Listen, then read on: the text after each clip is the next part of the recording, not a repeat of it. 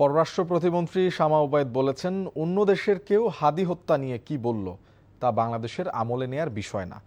হাদি হত্যার বিচার করতে বাংলাদেশ প্রতিজ্ঞাবদ্ধ। সকালে পররাষ্ট্র মন্ত্রণালয়ের এক ব্রিফিংয়ে এসব কথা বলেন পররাষ্ট্র প্রতিমন্ত্রী।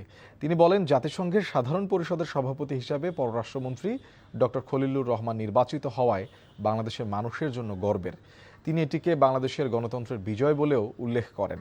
ব্রিফিংয়ে তিনি আরও বলেন, শুধু জাতিসংঘ নয়, সারা বিশ্বেই বাংলাদেশের উপর আস্থা রেখেছে।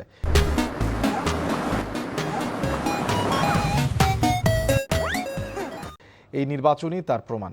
এদিকে প্রধানমন্ত্রীর প্রথম বিদেশ সফর নিয়ে প্রতিমন্ত্রী জানান, বহু দেশ থেকে আমন্ত্রণ এসেছে। প্রধানমন্ত্রী কোথায় যাবেন সেটি একান্তই তার নিজস্ব সিদ্ধান্ত।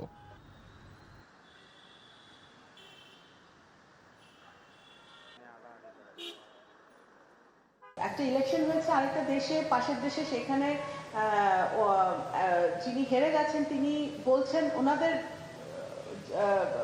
সরকারকে উদ্দেশ্য করে, সেটা নিয়ে এখানে আমার বাংলাদেশে আমার কমেন্ট করা উচিত হবে বলে আমি মনে করি না।